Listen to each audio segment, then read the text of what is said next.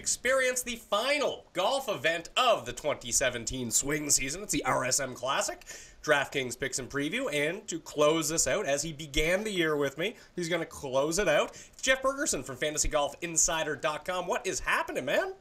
Oh, not too much, Pat. Glad to be on with you again and wrap up this fun and long season. And then also looking forward to a couple weeks off. And then right away we get back to Hawaii golf in the first week in January. Yeah, I'm actually kind of super excited for Hawaii golf to start. We're going to start seeing all of our regular guys again. That'll be a lot of fun.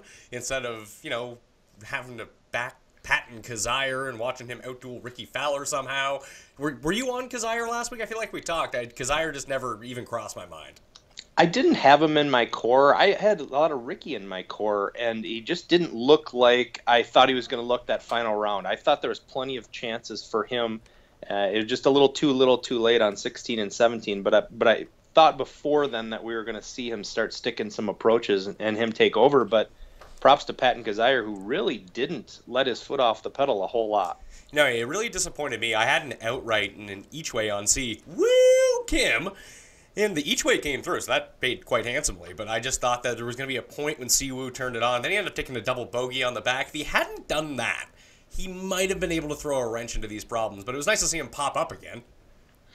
We were just talking about him last night, how crazy his season has been. He goes from winning one of the biggest golf tournaments of the year, and he probably had 6 withdrawals this year. He missed at least a dozen cuts.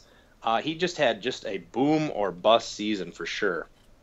It's weird because to me he is the ultimate bet guy instead of the ultimate DraftKings guy. Like Charles Howell III is the ultimate DraftKings guy. Siwoo Kim is the ultimate just bet on him guy because his odds are always weirdly overinflated. Like this week he opened at 80-1, and now that we talked Tuesday afternoon, he's now 40-1. So all the value that you normally get on Siwoo Kim is now gone. But one bad performance, he's back to being 110-1 again. But those withdrawals always just kill you so badly. And then you got someone like Charles Howell who never wins, but always places. He's the perfect DraftKings guy. That's right. Yep. And we got some Charles Howell coming up this week, the RSM, so we'll talk about him. Do want to let everyone know this is, like I said, the final event of the swing season, the final full field tournament. There's 156 players in the field, so it's a legit full field event. Top 70 and ties make the cut, but it's going to be played at 2 courses over the course of the first 2 days, and they're going to round it out at the host course. That would be the Seaside course. The Plantation course is the other one, so we'll focus on the Seaside course. It's a par 70. It's just over 7,000 yards. It's one of these ones to look at, almost like Harbor Town. Sony Open has been a hot corollary. Just par 70s in general to look at. The Plantation course is a short par 72, so there's more scoring to be had on that course. In terms of key stats, strokes gained ball striking is what I'm looking at. For the Seaside course, I'm also going to be targeting par 4s, 400 to 450 yards, as there's 9 of them on the course, which is kind of nuts. So you can take your not-so-bombers this week if you really want to. And then one thing that I found that correlated really well, and I was kind of surprised by it all, was short game. Around the green, putting, that stuff pops this week more so than it does almost at any other tournament that I looked at outside of the Masters, and even Phoenix is one of those as well. What are you looking at for key stats? Yeah, I think that's kind of why it is a corollary to Harbor Town. You just don't get a lot of bombers in this field generally, just because the course is better for shorter hitters, guys who can club down. Won't be a whole lot of guys using driver this week. And then also, of course, the narrative of the Georgia guys. We've had it every year the last several years. Generally, it's a good thing because these guys play well. Last year was a complete disaster because just about all the Georgia guys missed the cut. But that'll be another thing that I'll look at. I'm not going to put a ton of weight on it, but there's a ton of guys who live in Sea Island and St. Simon's Island that have played this course many, many times. And then guys on Bermuda greens who generally play better on these types of tracks as well.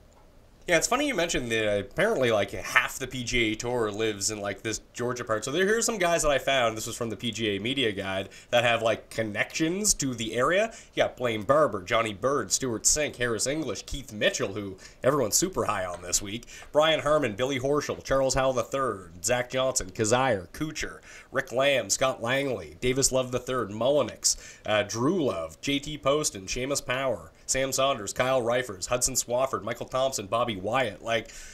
How much weight are you putting on those guys over anyone else? Is it none unless it kind of comes down to a tiebreaker?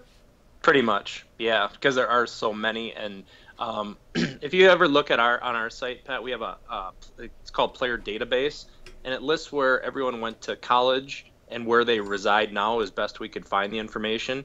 And you can just sort it just by Georgia. And there's a ton of guys who actually have a residence in Sea Island. So like Jonathan Bird lives in Sea Island. He went to Clemson, but he lives in Sea Island right now. Yeah. And everyone else that you listed as well, the Georgia guys, the Kirk, the Harmons, Castro, Sink, they went to Georgia Tech, guys like that. Well, Zach Johnson lives in St. Simon's Island. Well, Brian Herman's a really weird one because he plays in this tournament every year, but he's missed the cut the last 2 years. He has. Do you think that there's something behind, like, these guys, they're at home, they don't really care, they're only playing it because it's around the corner? Maybe. His kind of surprises me just because it seems like a really good course for Harman. It kind of the shorter hitters, put some emphasis on approach around the green, putting, things like that. All right, well, so that surprises me. All right, let's go to the top of the list right now in terms of DraftKings pricing. You got Kevin Kisner. He comes in as the most expensive golfer at 11.6, hasn't played in a while.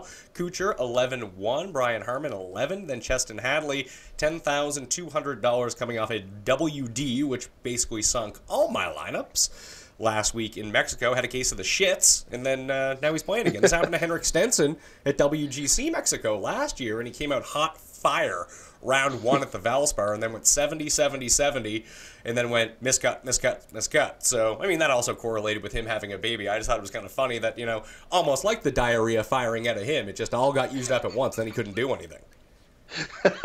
So does that mean you're on Hadley or not? I can't actually figure it out. Like, no matter how many models that I run, like I punched in all my key stats at fantasynational.com and ran my model, Hadley rates out as number one over like the past 8 rounds, 12 rounds. Like, he's just been playing so well, but I don't know. He's been playing a lot of golf.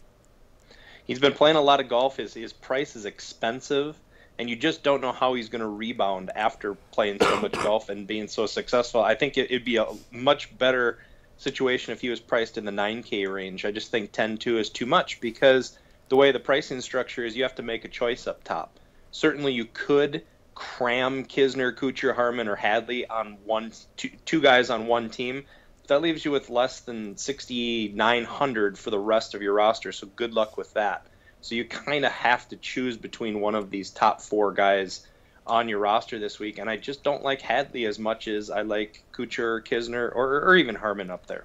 Well, would it shock you to know that I'm kind of okay bypassing all the super expensive guys and jumping right to that $9,000 level? Because you got Ollie, he's just below the $10,000 threshold, and then you go down into Webb Simpson, Charles Howell, Bill Haas, and Zach Johnson. Then J.J. Spawn is right there at $9,000 playing really well coming in. But I really like Webb, I like Howell, I like Zach Johnson, and I love Bill Haas. I always like Bill Haas whenever you have a short track, one that compares well to a Pete Dye course, which this does, against a really bad field. And Bill Haas basically has all of his wins against garbage fields. I actually think that's probably going to be the most popular strategy this week. Damn it, Pat. Because you can do a Howell and a Haas, and then mix in another guy who I know you're going to be on this week, Jamie Lovemark at 8,400. I don't love Lovemark. Really? Yeah. That surprises me. Just because of ownership or because of other reasons?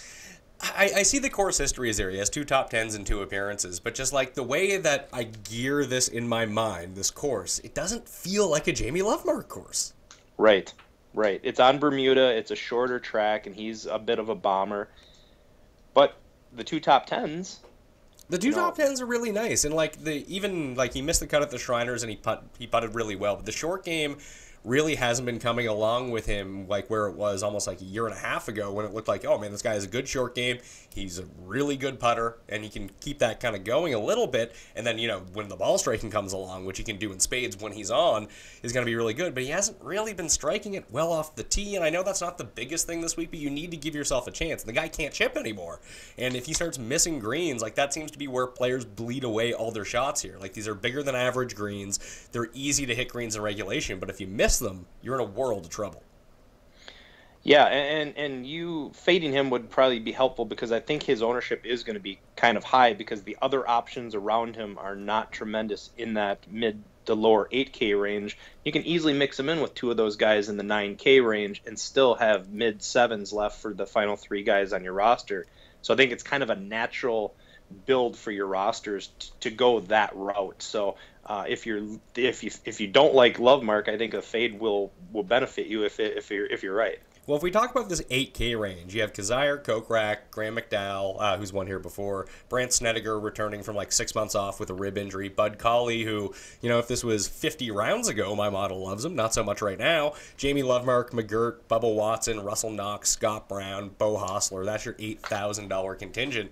And for me, like, the only two guys I really want to touch are, I like Scott Brown a lot. I mean, this kind of seems like a perfect course for him. His buddy Kisner's playing.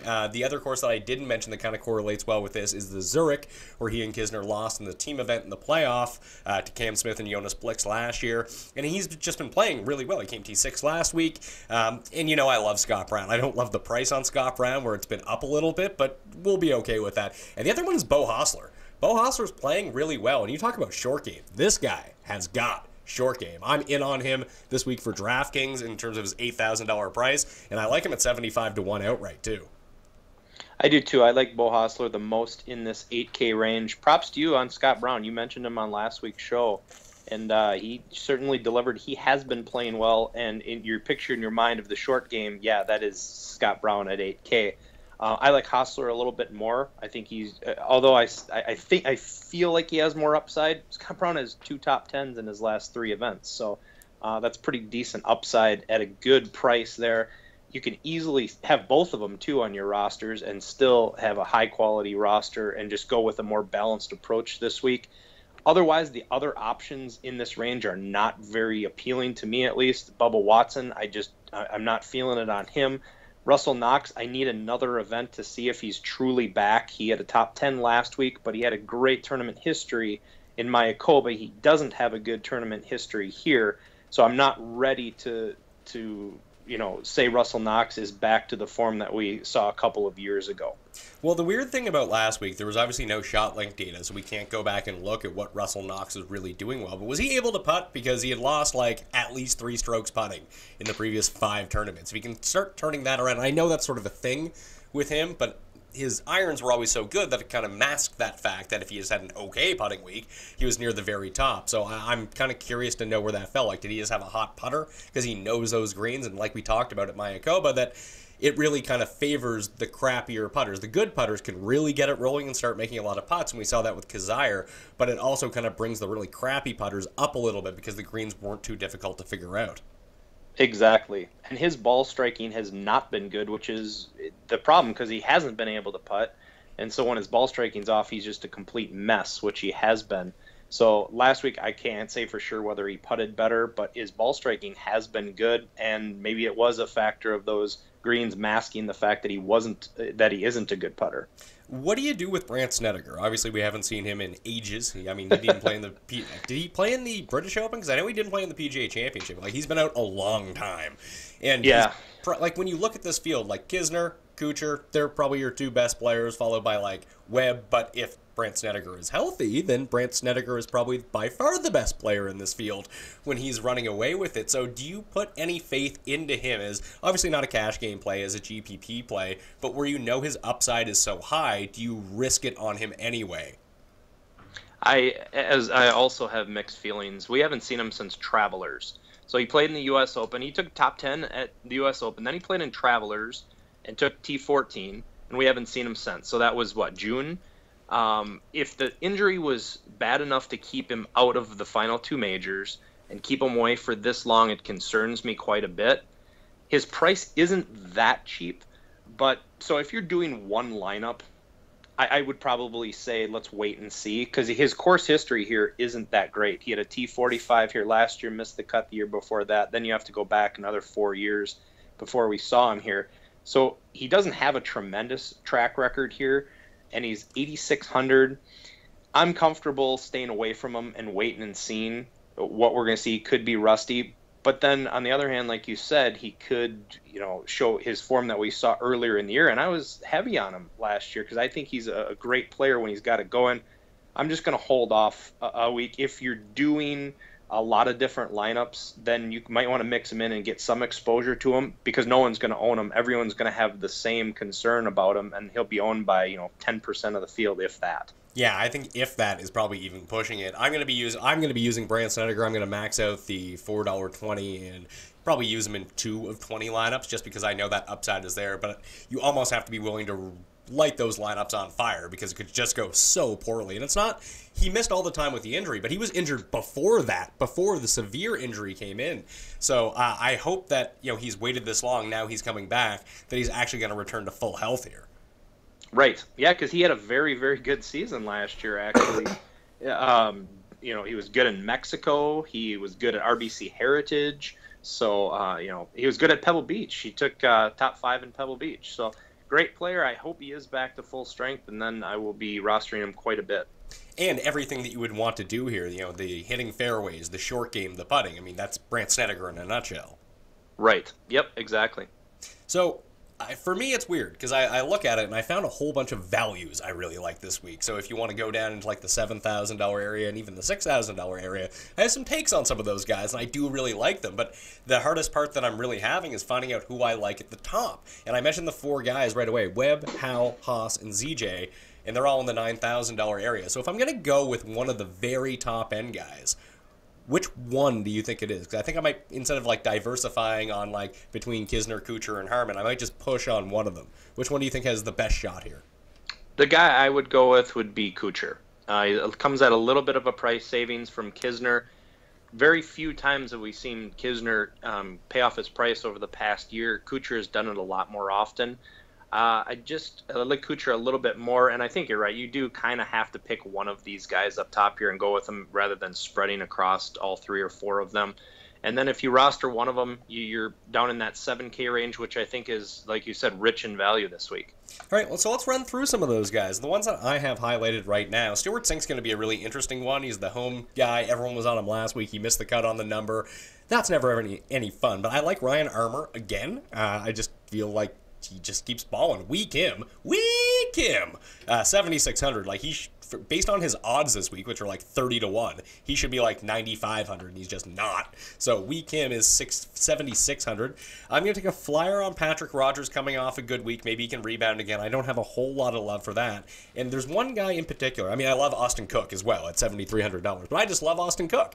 I talked about Bo Hostler's short game and how that's kind of propelling him right now. Austin Cook is very much doing the same thing, and he has the ball striking to go along with it. I think he's going to be a breakout player. I love Austin Cook, so I'm going to continue to ride him $7,300. But there's one player, and we've seen this over the years, and this event can be sort of like a breakout event for guys that had a really nice season and didn't quite get it done during the regular. Now we get into the swing season, like Chappell came really close one year. Kisner used this as his launching point to get that win that he so greatly needed.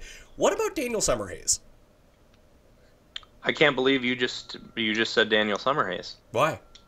Well, because you don't like Daniel Summerhays. I don't, but like I know it's a stupid narrative that like, oh, these guys came so close, but like it's almost like the Bill Haas thing. Like we're dealing with like this field sucks. Like as much as like we love some of these guys, like there's no really elite players here. Like Kuchar's fine, but he's more of a cut maker top 10 guy than a guy that's just going to go out and win. He could easily win this field. He's that good of a player. But someone like Summerhays, he's lingered in majors. He came so close this year. Had so many close calls. I almost feel the same way about Scott Brown at this event too. But like, I don't love Summerhays, but he's super cheap. And compared to a lot of the guys in this field, like he's just a better player. I don't like Summerhays this week. He does have one top 10 here in the past. The type of game, I guess, does fit. Shorter hitter, can putt. I like him more in events that there isn't as much scoring. We'll see him grind out a lot of pars. And he hasn't been very good lately. He hasn't been great this fall. So I don't like him that much. I would rather pivot off him on Austin Cook. I'm an Austin Cook apologist. So last week he looked great the first round. And then he was bad the final 3 rounds, couldn't get anything going. but I'm blaming it on the weather, the start and restart of different rounds, cramming in a bunch of rounds on Sunday, because I think he does have a lot of upside, and he's going to be a long-term play for me. I'm going to own him a lot of different weeks this season, and his price went down like $800 this week. He still made the cut last week, so I'm going to own probably quite a bit of Cook at 7,300. Yeah, I do really like Cook. And if we talk about how this kind of correlates with RBC heritage a little bit, I mean, Luke Donald should probably be on people's radars. I don't know if he's going to be or not, but he's $7,300. The other two that I really like, JT Poston was one of them. Kevin Tway is someone I'm going to use a little bit of, and Taylor Gooch, the Gooch. He just, maybe it's his last name, and you just notice him on leaderboards like Ben Silverman. You're just like, what's that name? It's like, and he keeps popping up. You just notice it over and over. So I'll be using those guys as well. But like, even when you drop down into the sevens, like you got like Kelly Craft at $7,000, Brian Gay at $7,000. I actually really like Brian Gay here. Seamus Power down to $6,900. Everyone's favorite internet darling this week, Keith Mitchell, is $6,900. He's probably going to end up like 10% ownership because everyone is talking him up. But like, a lineup or two on Keith Mitchell's not the end of the world. Who are the guys below $8,000 that you're really keying on? So in the 7K range, I had mentioned Cook. I also like Streelman has been ultra consistent, and I think at 7,500, if you roster 3 of those guys in the 9K range, you get 3 other good, solid top 30 guys. Streelman's one of them in that mid 7K range. Nick Taylor's another guy who crushed a lot of people's souls last week. I strategically faded him in my GPPs last week because I thought he was going to be massively owned. Wasn't as highly owned as I thought. Like Luke List, I faded him as well. Taylor came in at about 20%, but he burned a lot of people last week, and I think people overreact to those miscuts. So I like him at 7,600, and then it scares me a little bit, but I really like Stuart Sink at 7,700. I like his ball striking. I like his approach game.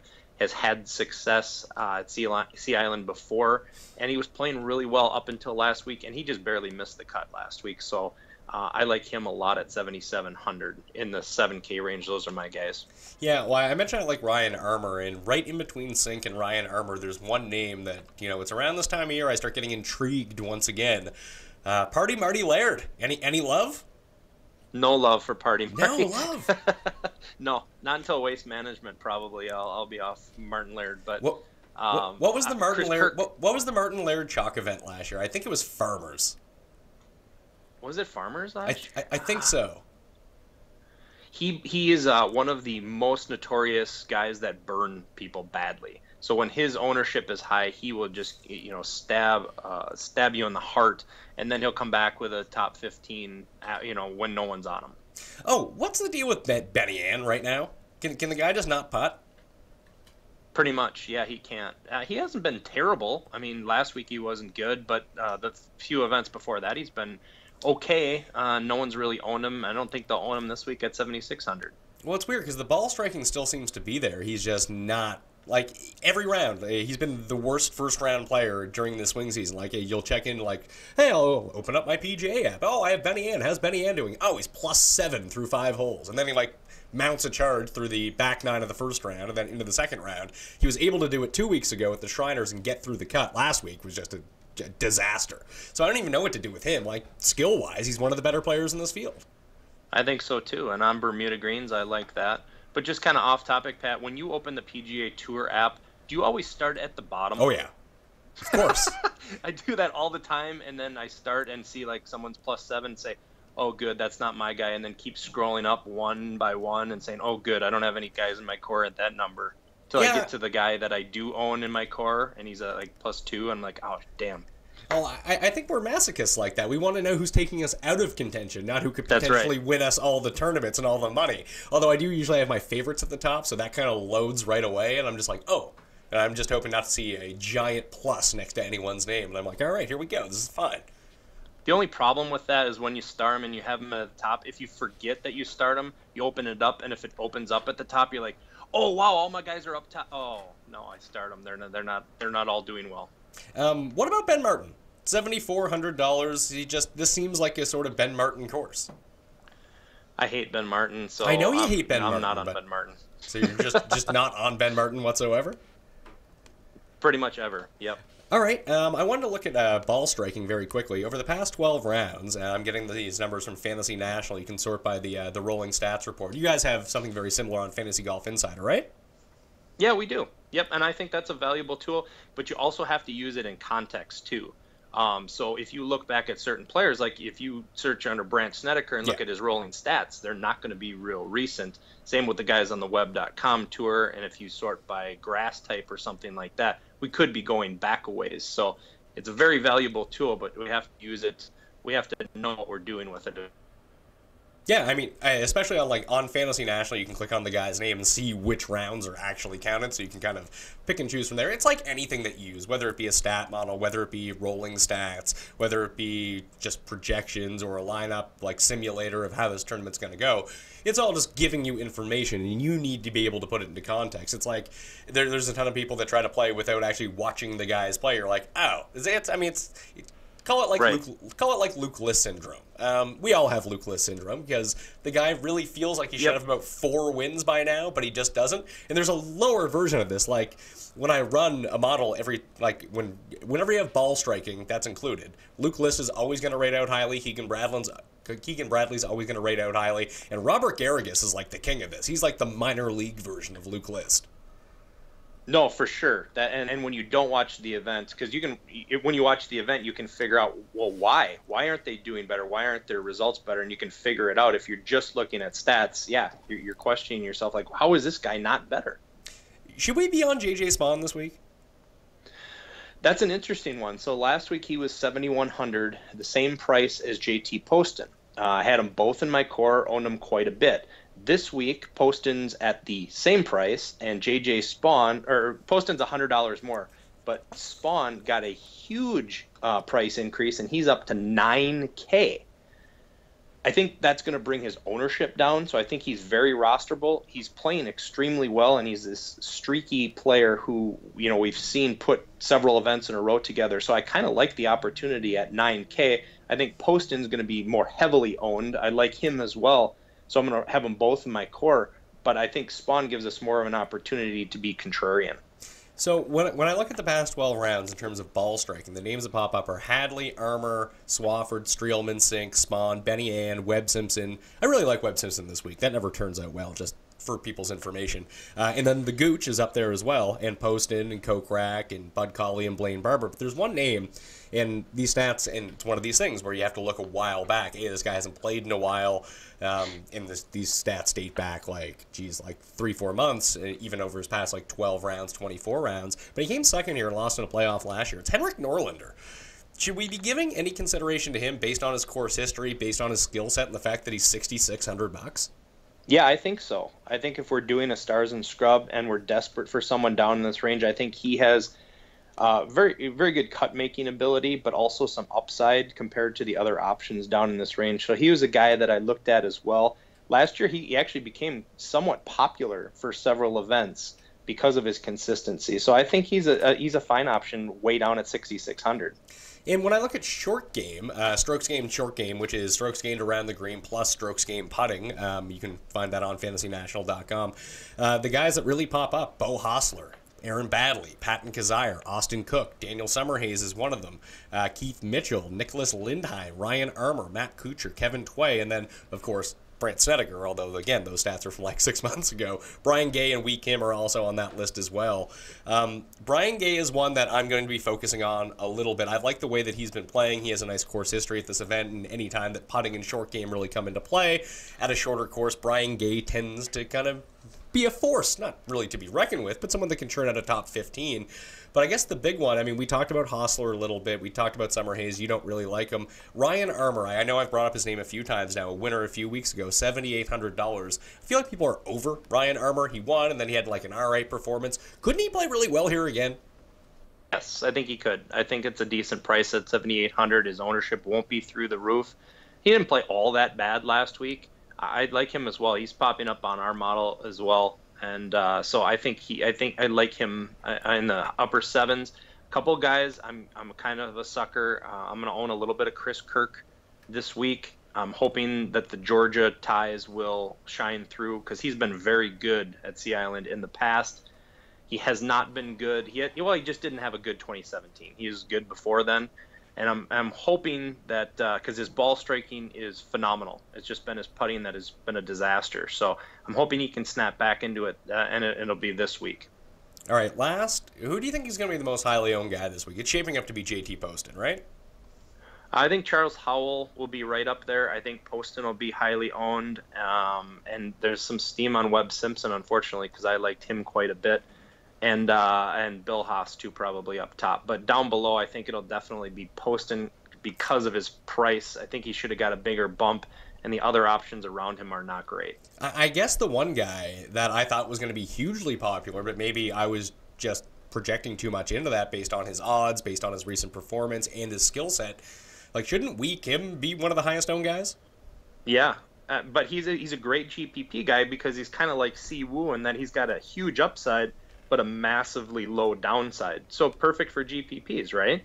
Cash game, I would never touch him, but we've seen two top fives in his last 3 outings, and when he gets hot, he can get really hot. So I like Wee Kim. Yeah, he's made 5 straight cuts, and like everything that you would want from a player at this course. Like, he's the best in the field over the past 12 rounds, from par 4s, 400 to 450 yards. He's the best short game player right now, over the past 12 rounds in this field. Like, it's kind of crazy to think of that it's going to be Wee Kim, but it was one of those things where if his ownership was going to breach like 20%, then I was going to be like, you know what? I'll live with Wee Kim not killing me, but if he's going to be like 10% or 5%, probably not 5%, more like 10%, then he seems like a really good value. Yep, I think you'll see around 10% this week. I don't think it'll reach much higher than that.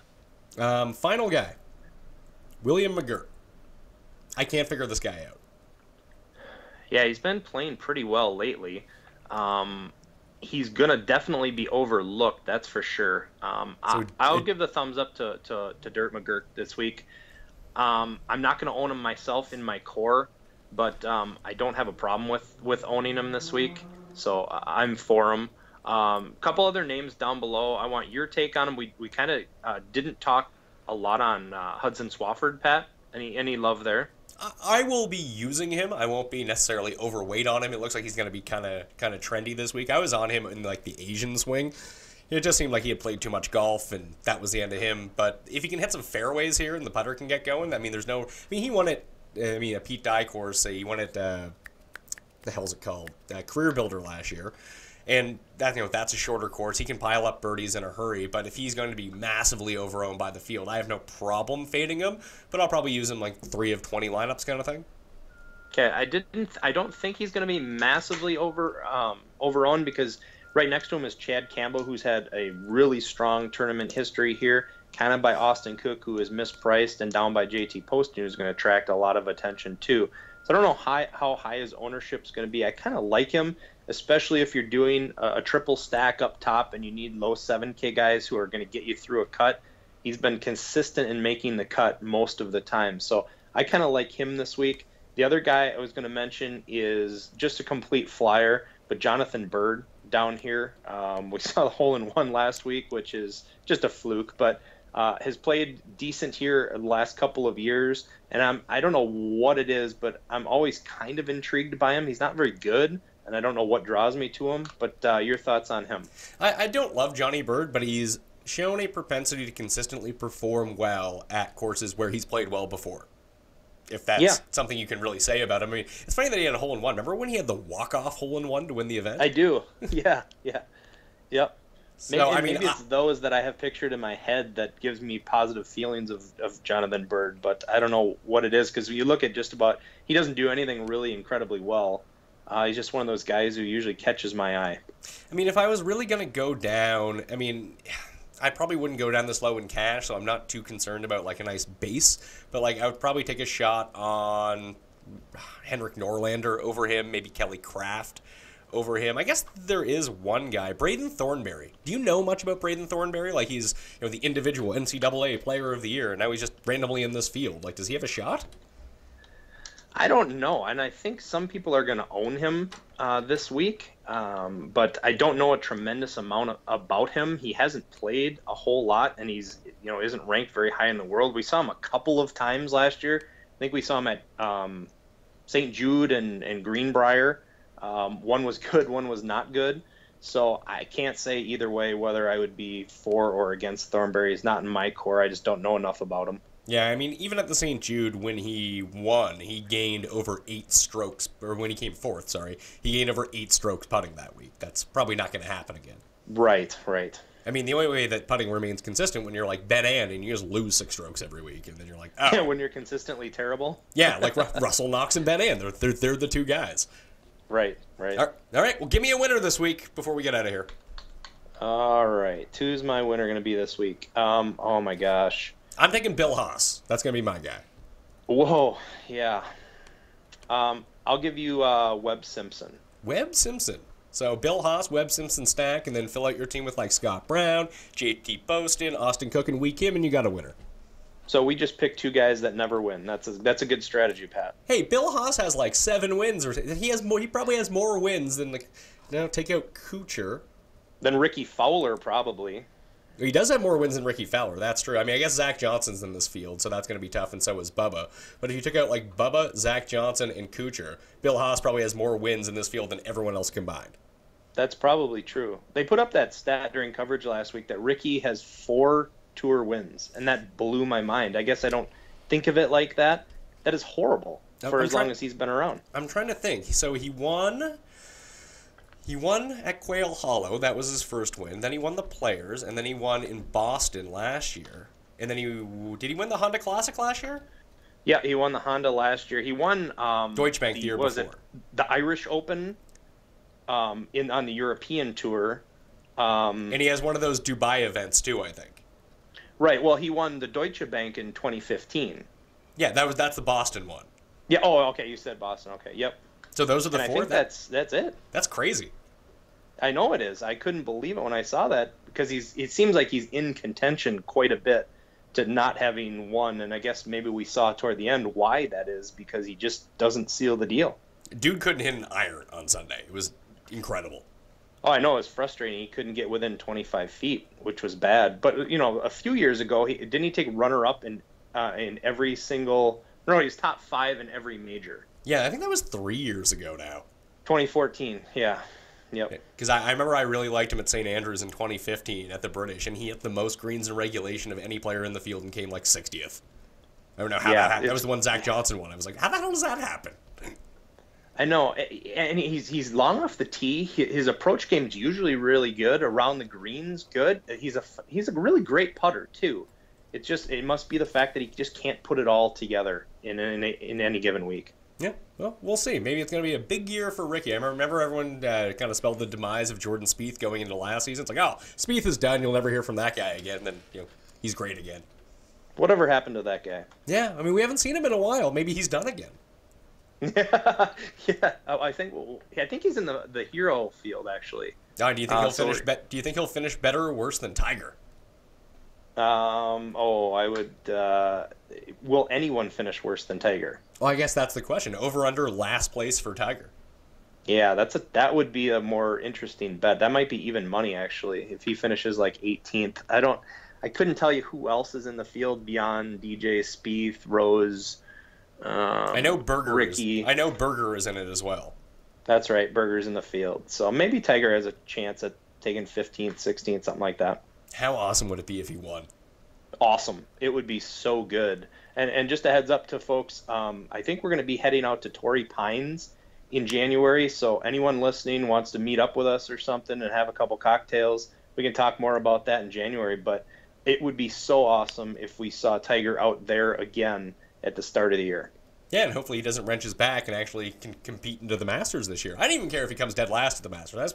He won't come dead last because Mike Weir's playing, but, second dead last. But I just want to see him at the Masters again.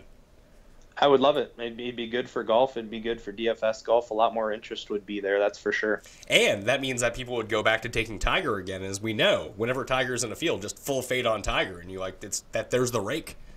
It's a beautiful thing. All right, that'll do it on the Pat Mayo Experience. We'll be back towards the end of the season with a either look forward to the year or year in review, maybe both for golf. But if you want to check out more Jeff Bergerson, find him at Fantasy Golfers on Twitter and at FantasyGolfInsider.com. For me, you can follow me at ThePME on Twitter. Remember to subscribe to FantasyNational.com for lineup generators, for projections, for rolling stat models, anything you want. You can get it at FantasyNational.com. So become a member today. You can subscribe to the Pat Mayo Experience on iTunes, Stitcher, Podomatic, Audio Boom, and Google Play for the audio versions, and up on the DraftKings YouTube page for the video versions. My cheat sheet is up on DKPlaybook.com, and that'll do it for the golf season. Thanks for watching. I'm Pat Mayo. Good luck this week. I'll see you next time.